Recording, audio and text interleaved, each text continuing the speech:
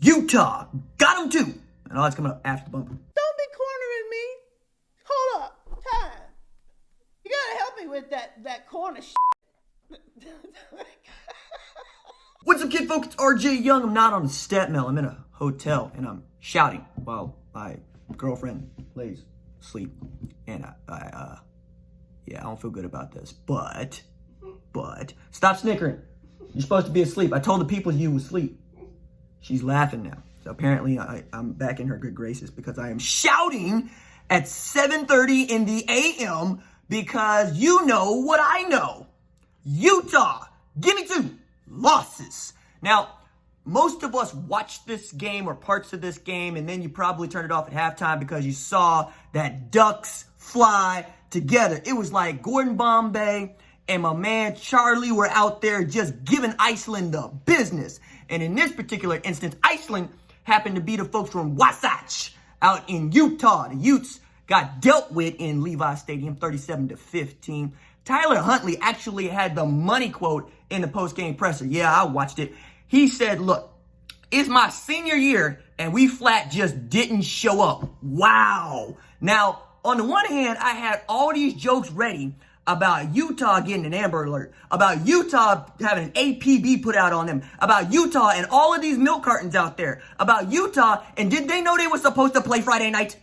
Because it certainly did not look like they knew that they were supposed to play Friday night. And by the way, with the outset, just from the outset, I said what you heard me say, which is that Oregon's going to run them. Now, I thought it was going to be to the tune of Justin Herbert going for like 404 TDs. No, son. CJ Verdell out there said, you're going to get this work. All 200 yards rushing of it. By the way, Quantrell Walker had 204 yards rushing in the state championship game, 6A2. Shout out to Bixby, bringing the gold ball back home. Lauren Montgomery and the gang got it going on. Brendan Presley, Braylon Presley, Mason Williams, y'all the goats. Now, back to the Pac-12, which for a 3rd straight year is going to miss the college football playoff. Why do we still give this conference our time? And why does this conference not adopt my 16-game playoff model? Because in my model, not only do you get in, number 12, Alabama gets in. By the way, shout out to Bama fans. Oklahoma's your last hope. How does it feel?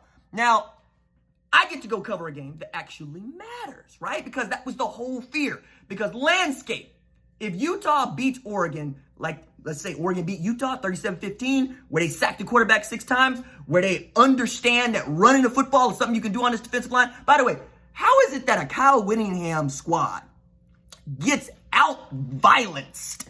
Because that's how it looked, that's how it felt. Hitting the calling card of Utah youth football, running the ball, owning the line of scrimmage, and having all these dudes on this defensive line that's just going to put you in a body bag. How come I didn't see none of that? Why? Because a thing called Phil Knight happened to Oregon some time ago. And with Phil Knight came all these excellent uniforms. And with all these excellent uniforms came a raise in the expectation of the quality of recruits you can get. And then you saw Chip Kelly out here dragging Oregon into the college football playoff. And you saw my man's Mario Cristobal out here recruiting to Oregon like it's the SEC West out here, man. And then you saw Kayvon Thibodeau. Shouts to him. One of the best 2019 recruits, actually got some playing time and played significantly, had a bearing on this game. But the man to know on the defense was Brady Breeze. Number 25 out here laying wood, swinging lumber like my man's name is Bobby Bonilla. By the way, shouts to Bobby Bonilla because he signed his contract earlier this week, like 25 years ago, and they still pay it out. Let me get that kind of loot, fam. I needs that kind of contract in my life. But as it is right now, there's still one domino left to fall. Okay?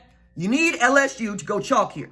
You need LSU to do what all the Louisiana State folks think they're going to do, which is roll perhaps the second best defense in all of college football, depending on how you feel about Clemson or depending on how you feel about Ohio State on a given day. I'll also add to this, there are 2, count them, 2, Utah, give me 2, Paycom Jim Thorpe Award finalists playing in the SEC Championship game at 2:30. That would be Grant Delpit at safety. That would be J.R. Reed at safety. Also gives me an opportunity to drag Tulsa once again, my alma mater, because J.R. Reed was there. He was on campus. He was playing games. And my man got up and left, walked on to Georgia. Now he's wearing the C, and now he's Paycom Jim Thorpe Award finalist. Philip, what are you doing? What are you doing? All right. So to Utah and Oregon, it didn't look close from the jump, man. I mean, and it ought to be. I know that Justin Herbert, what was it? My man only had 14 to 26 for 193. But I got to believe like 8 of those were drop passes. That man deserved some better receivers. That said, Johnson had like 6 for 87. Okay? So it was dudes out there that was catching the rock. Just wasn't always the dudes that I wanted to see catching the rock. By the way, Red,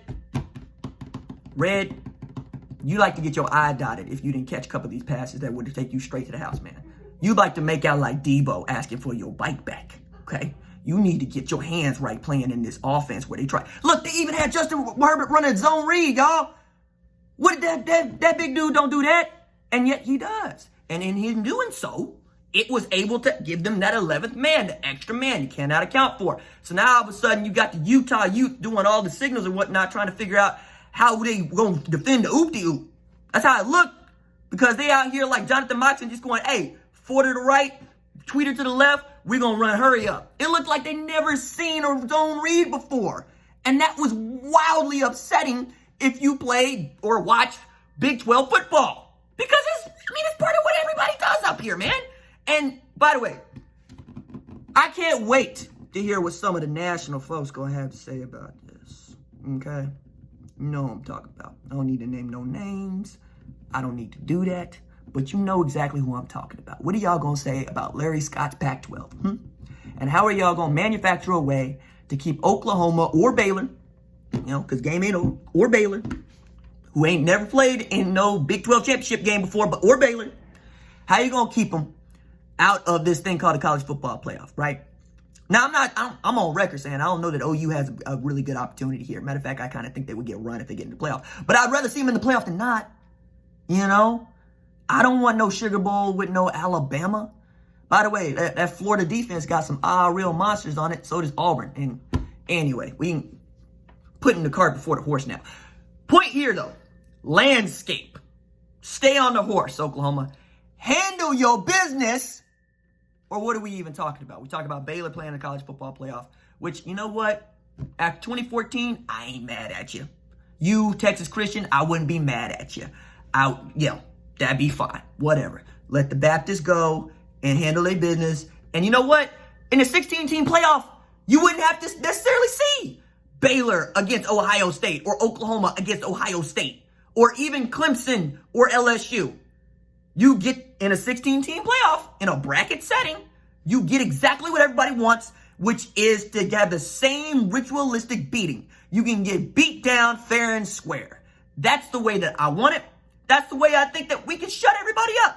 But seeing as the Royalists only want to let their few in, and seeing as the rest of y'all just want to argue about who should have been in, we're talking about Utah in 2008, skull dragging their way to 13-0, and moving to the Pac-12, by the way, on top of it, going, we can't play for no national championship? We can't? Nah, but that team would have had an opportunity. So that Utah Utes would have had something to say. But now, you played yourself out. You played yourself. Isn't that the worst? All right. Those.